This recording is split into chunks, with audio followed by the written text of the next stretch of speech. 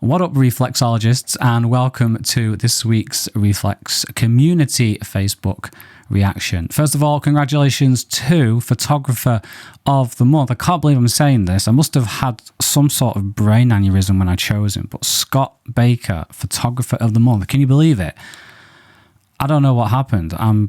It is what it is. He's been chosen now. I can't take it back. So we'll have to put up with him as Photographer of the Month. But it's only going to be for a month. I ain't going to choose him again. I ain't going to make that same mistake twice. So you can be Photographer of the Month for April. We are, what day is it today? We are like 2 weeks, is it? So far, almost 2 weeks into April. All right, we've got another 2 weeks to usurp him.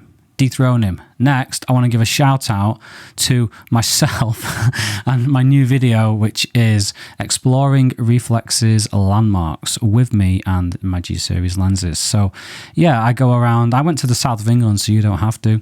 I go to this big clock tower here. I go to this big wheel. I go to this thing, and I'm using all sorts of lenses. The G-series, the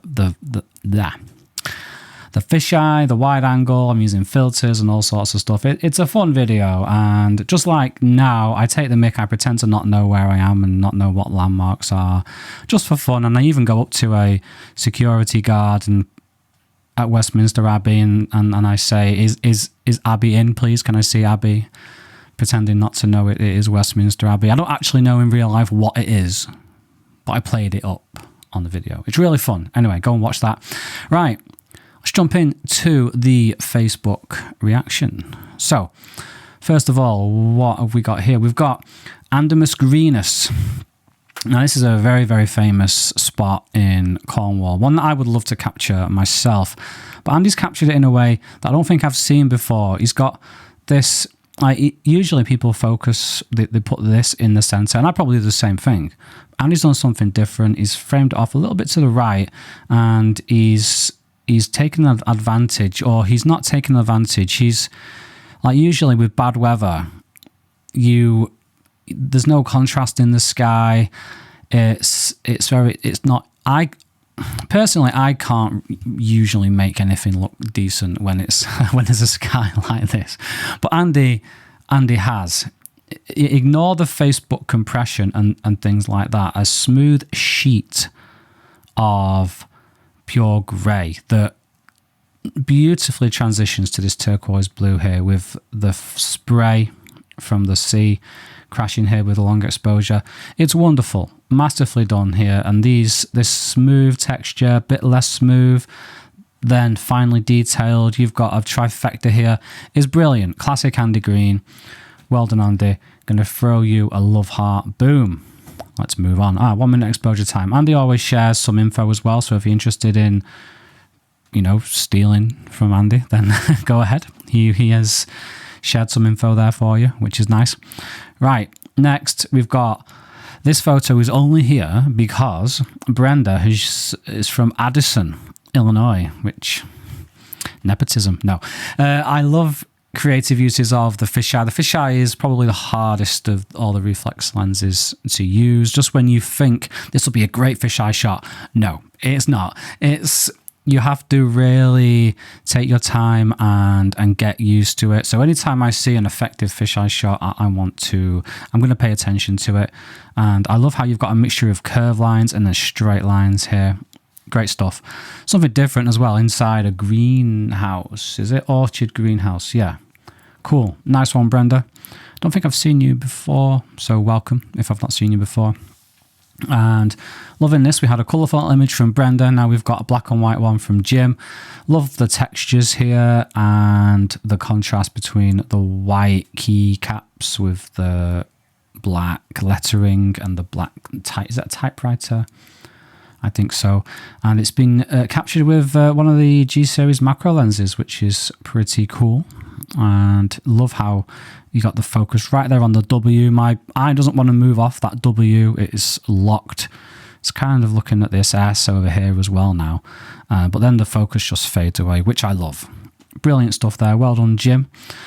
Next, another, is it a macro? Yeah, 75mm long range macro. I love this like single green color palette almost. You've got a little bit of different colors, but the way that just this green and these textures and the water droplets, the way the green dominates the image, and it's almost broken up by the water droplets, and there's a little bit thrown out of focus there, which is excellent. I'm always here for different types of macro shots, and then this is one of those deceptively complex images. You can get, first of all, you see the green and green hits you, and then you notice the water droplets, and then you can pay attention more and you follow the little lines on the leaves, and there's more to discover the longer you look at it. So well done, Julian. Love that. Andimus Greenus again with another barnstormer of an image. Love the contrast in like rust, the rusty colours on these rocks here on the cliffside with the turquoise blue. It reminds me of like 2018 when everybody was using teal and orange. Teal and orange. Everyone was using teal and orange, and Andy's, it looks like a throwback to that time. And it was overused back then. It was ridiculous. I was doing it. Everyone else was doing it too. But Andy's used it really well here, whether it was a conscious choice or not, whether that's just how things looked. Although I suspect the colours have been manipulated a little bit, but it doesn't matter. It's the journey you go on to create the photo that you want. Doesn't stop because you've captured the image. Carries on through the editing process. So well done, Andy. Love that. Very moody image, like very foreboding. Something's about to happen. Love it. Right, okay, this is part of a post from Pedro here. And this is I've never seen water like this before with these clouds above it. And you've got the wonderful frame of the surrounding landscape. But then if you go on the post, you see like a night and day before and after almost. So I think it's not that one. It's this one. So look at that, and then you got that. I thought that was really cool. So I love posts like this where you can see more context. And yep, app REEFLEX from Switzerland. Brilliant. Every time I see a photo in this group from Switzerland, you make me want to go Switzerland. So thanks very much, Pedro. I'm going to drop a love heart on that one. And if I don't drop a love heart on your image, it's because I've just forgotten to do it. So I'll drop one on Andy's as well. Right. Okay, notifications go away. And we've got Ruben Benito. And let's have a look at this image here. Yeah, love this. Love the juxtaposition here between... You just plop the rock right in the middle of the frame and just let the water flow around it. And it's brilliant. This... I mean, if you want to throw up some quotations, this like goes against typical, like basic rules of composition, but it doesn't mean it doesn't work. It works beautifully. And I didn't even notice that shadow here. I've only just noticed this shadow. So you get an extra element to the image as well. So yeah, you've got the movement of the water and the color of the water or lack of color contrasted, and in fact this image works because of the sun, and then that sun is casting that shadow because the sun catches on the rock here. Okay, you see I've just quickly chosen the images so I can react authentically to them, so I'm still seeing things when I pull these up and can have a good look at them for the first time. So I love that. Well done, Ruben. I think I've seen you a few times. He's put some information here, so great. Aha, look, we can steal everything from Ruben. Gonna throw a like on that. I do love Spain. I need to explore Spain some more. Right, now we've got the photographer of the month himself. This better be good.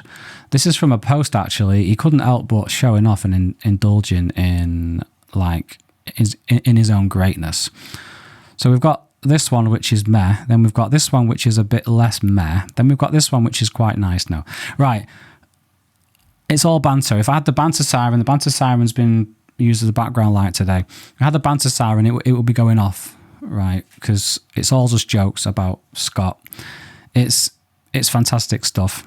I love all this. And he's got a really comprehensive behind the scenes of this post, and he's got a little video as well, which I won't play because I don't know how it's going to affect my screen recording and the volume and that. So go and check this post out, and he gives you a bit of a lecture. You know, it's a bit of a snooze fest, but there is some good information sprinkled in. No, that's a joke. It's banter. I'm going to stop with the banter because some people don't get it.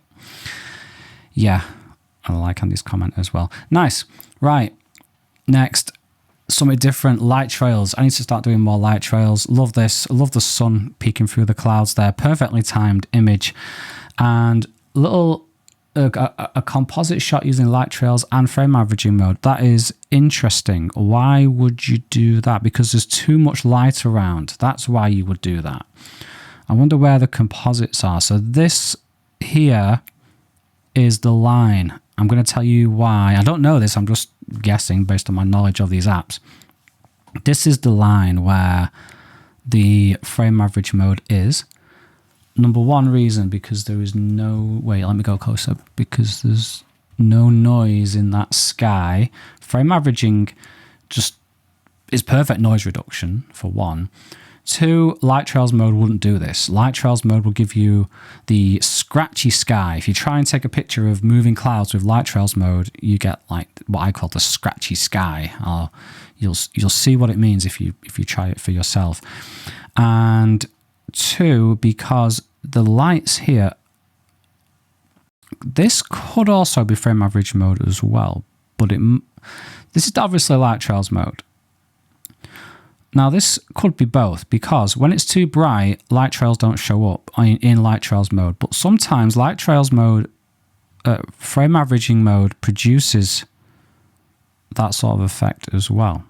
But I'm just going to keep it simple and say this bottom half of the frame is light trails. This is the frame averaging mode. It's wonderful. This is one of the best that I've seen. Love this, Andrew. I'm definitely going to get inspired by this image. So nice one. Right, something completely different from Luke. He's a very prolific shooter from Edmonton, Alberta, Canada. And I know that because I am a wrestling fan. And yeah, love the silhouette here. Is this you wearing a hat, Luke? What is it? I like it. Yeah, is it a portrait? I don't know, but I like it. Well done. Something completely different. Now, we've got Scott Baker again. Bloody hell. With another lecture.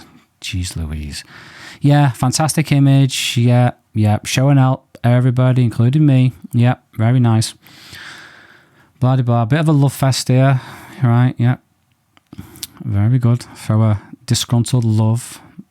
Share the love. Yeah, very nice. Moving on. Now, wow. Okay. Contrast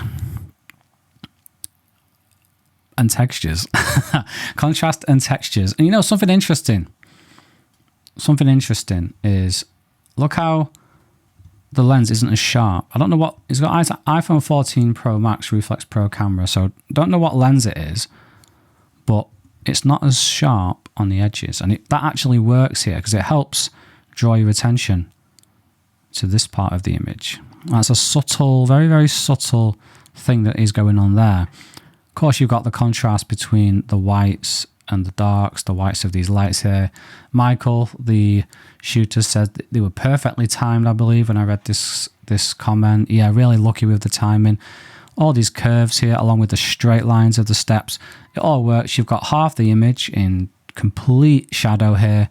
I love it. I'm all for it. Well done, Michael.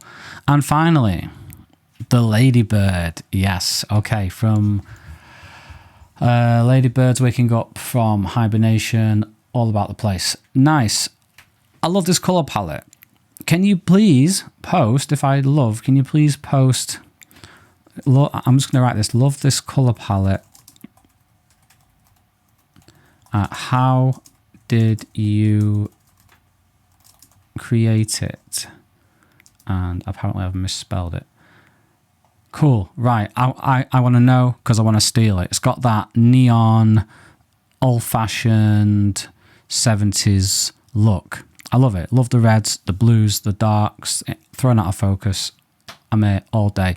Now, I reckon that episode has some of the strongest images that I've ever seen from this group. Could it be that it's just that time of year, people are feeling happier, more inspired? I know I am, to go out and do photography. I get down in the winter. I don't want to go out and do anything. But now that there's more light around, it's like it's 6:45 and it's still light outside. I love it. I'm here for it, and I can't wait to see what the spring and the summer brings this year. So thank you so much for watching, and I will see you in the next one.